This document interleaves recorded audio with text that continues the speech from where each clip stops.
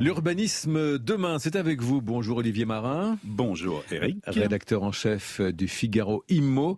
Avec ce matin une idée qui est dans l'air du temps, ça s'appelle la ville du quart d'heure. Mais quel est donc ce concept, Olivier, la ville du quart d'heure? La ville du quart d'heure, c'est le principe de trouver près de chez soi tout ce qui est essentiel pour faire ses courses, pour travailler, pour pratiquer des loisirs, pour se cultiver, pour se soigner, à moins de 5 minutes à vélo et à 15 minutes maximum à pied, donc sans prendre la voiture.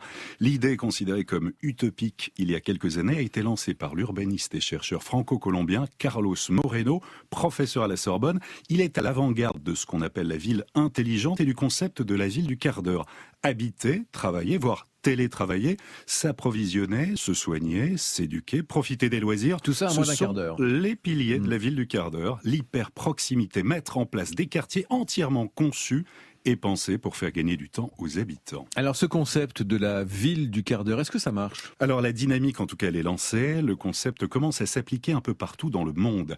À Copenhague, au Danemark, à Melbourne, en Australie, à Ottawa, au Canada, ce sont des villes qui s'engagent dans cette voie et s'approprient cette nouvelle urbanité. Tout comme Utrecht, aux Pays-Bas, ou Édimbourg, en Écosse. Et puis en France aussi, ça existe. La ville de Nantes va développer le concept au fur et à mesure dans de nombreux quartiers. C'est déjà opérationnel à Prairie-au-Duc.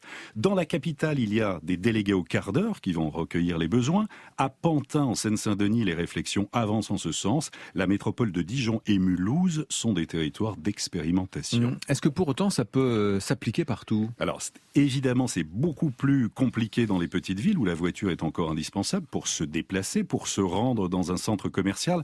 Le modèle est plutôt pensé pour les quartiers en devenir des grandes métropoles. Pour arriver à concrétiser la ville du quart d'heure, il faut une volonté politique du maire, des élus locaux. Ça veut dire aménager des espaces, des routes pour les vélos, des équipements en conséquence. Mais ça ne doit pas forcément coûter cher. Il ne s'agit pas de construire de nouveaux équipements, mais mieux utiliser l'existant. Ce que Carlos Moreno appelle les ressources cachées de la ville. Beaucoup de choses du domaine public sont disponibles. Par exemple, les écoles qui ne sont ouvertes qu'une partie de la journée, une partie de l'année, pourraient ouvrir pour des associations.